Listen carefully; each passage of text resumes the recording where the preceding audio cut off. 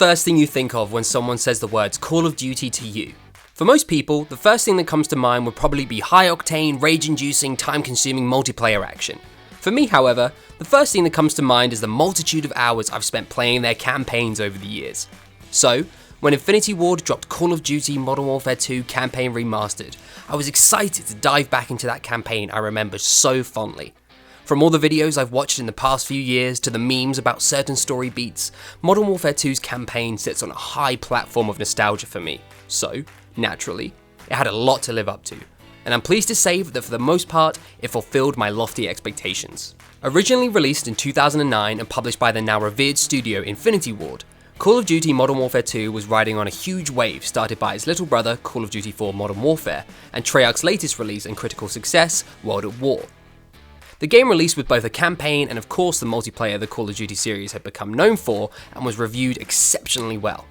The game currently sits at a staggering 94 on Metacritic, which is no mean feat.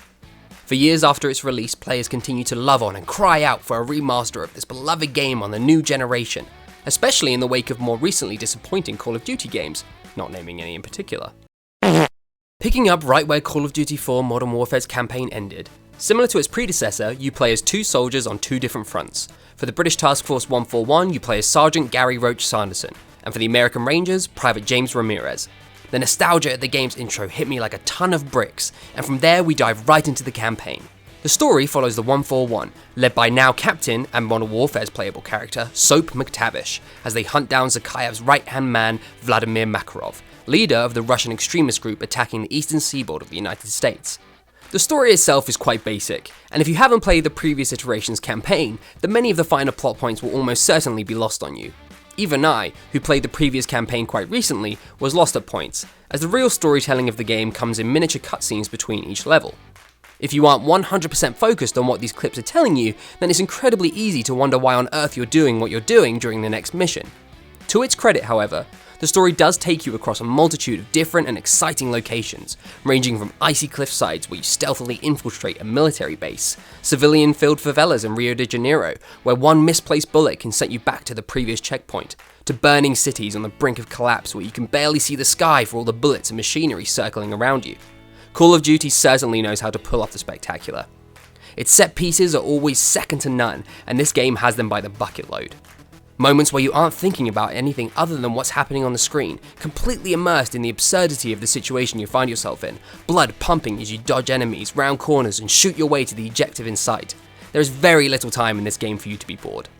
Graphically, the game is incredibly consistent. I noticed minimal texture load-ins and no frame rate drops across my playthrough, and the game itself just looks really pretty, especially when you compare it to the original PS3, Xbox 360 versions.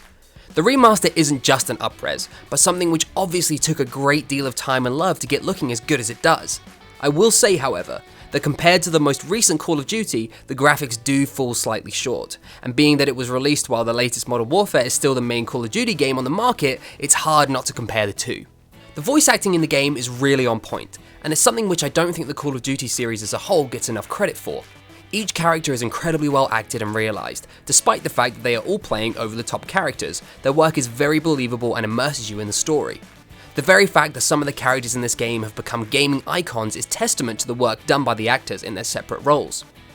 It's nice that the latest Modern Warfare reboot included cutscenes in its campaign, to give the actors the opportunity to shine in a game not known for its acting or story, and is something I hope they continue to implement moving forward. In terms of the sound from the gameplay, Call of Duty is always consistent, with this remaster being no exception. Each gun sounds crisp and powerful, with enough variation between each that I could have a pretty good guess of what each one was with my eyes closed. Call of Duty's soundscapes have always been impressive. They, added with the intense score and literal explosive ambiance, never fail to get the blood pumping. Whilst it is my opinion that the latest Call of Duty Modern Warfare is a remarkable improvement on the auditory capabilities of a first-person shooter, let alone just a Call of Duty game, this remaster is no slouch in comparison. When it comes to gameplay, the remaster again lives up to the high standard this franchise has set for itself. Its gunplay is incredibly smooth and easy to pick up, controls are easy to master, and even on the harder difficulties, this game makes you feel like a soldier at the top of his game. Snapping from one enemy to the next, picking them off in lightning quick fashion may not be the most realistic gameplay in the world, but it sure is fun.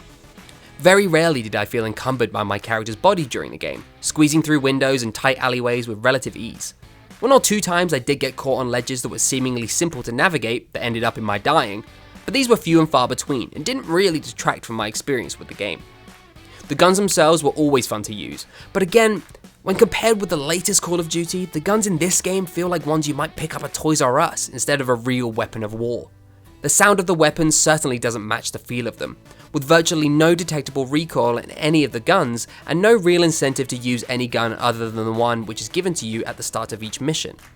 There's just not enough physical variety when it comes to how they feel, despite the fact that they all sound great.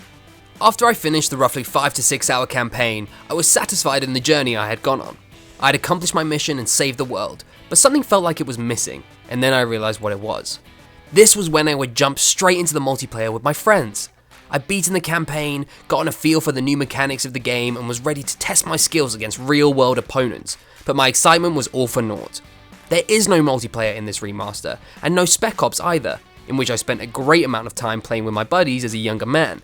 And even though I knew both of these things when I spent my money on the game, I felt like I still wanted more. The game is very reasonably priced at $19.99, but I would be lying if I didn't admit that I wasn't quite satisfied.